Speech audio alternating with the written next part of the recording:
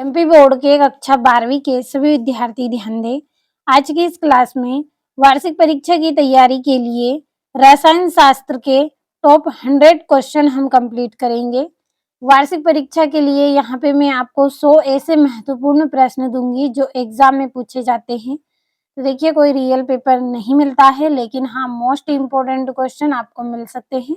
तो जितने भी प्रश्न हम पढ़ेंगे पूरे आपके महत्वपूर्ण हैं, भरोसा रखिए, कंप्लीट अच्छे से कर लेना है। तो चलिए, आज हम इस क्लास में 20 प्रश्नों को कंप्लीट करेंगे और 20 प्रश्नों को अगले वीडियो में कंप्लीट करेंगे। तो आपका पहला प्रश्न है, मोलरता व मोललता में अंतर स्पष्ट कीजिए। पहला प्रश्न क्या है? मोलरता व मोललता में अंतर स्पष्ट करना है। दूसरा है वांट हाफ समीकरण लिखिए। इसकी सहायता से अनुभार ज्ञात करने का सूत्र लिखिए। वांट हाफ समीकरण लिखना है और इसकी सहायता से अनुभार ज्ञात करने का सूत्र भी आपको लिखना है। अगला प्रश्न है, आदर्श विलयन एक आदर्श विलयन में अंतर स्पष्ट कीजिए।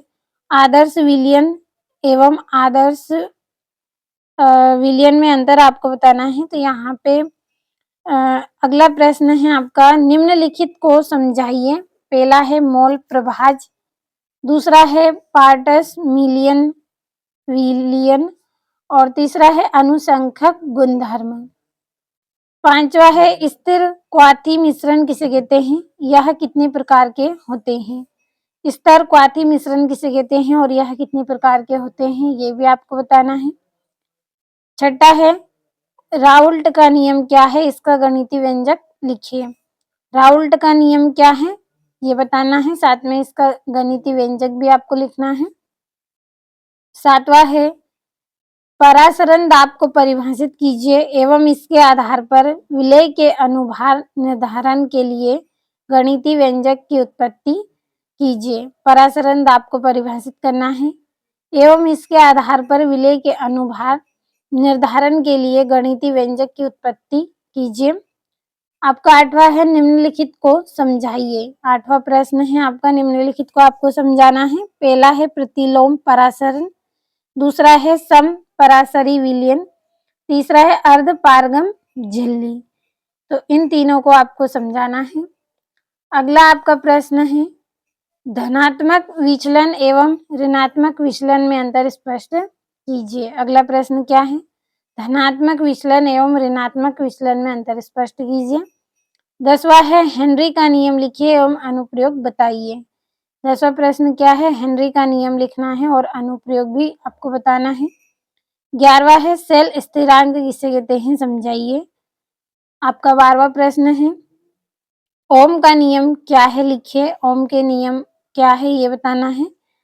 13वां है लवन सेतु क्या है, इसके कोई दो कार्य लिखिए। अगला क्या है? लवन सेतु क्या है, इसके दो कार्य लिखिए।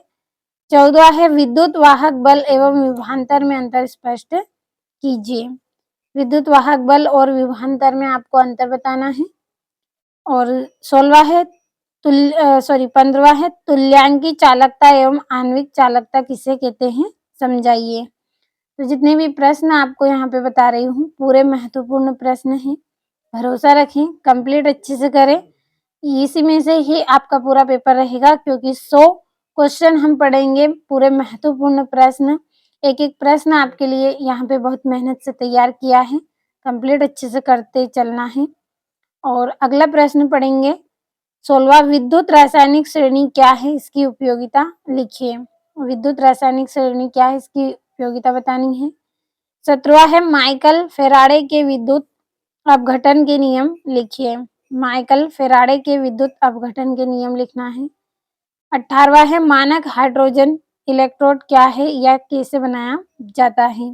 मानक हाइड्रोजन इलेक्ट्रोड क्या है और यह कैसे कार्य करता है, ये आपको बताना है। तो अब 19वां प्रश्न हम समझेंगे।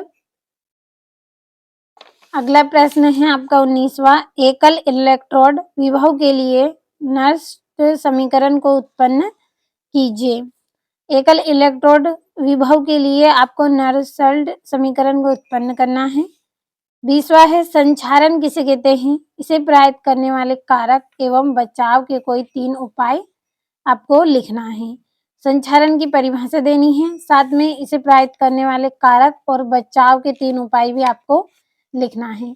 जितने भी प्रश्न आपको इस वीडियो में बताए हैं, सभी के स्क्रीनशॉट आपने लिए होंगे।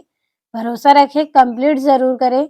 जितने भी महत्वपूर्ण प्रश्न हैं, पूरे आपका एग्ज़ाम में आपको देखने को मिलेगा। इसी में से आपके पूरे प्रश्न रहेंगे, तो कंप्लीट अच्छे से करें।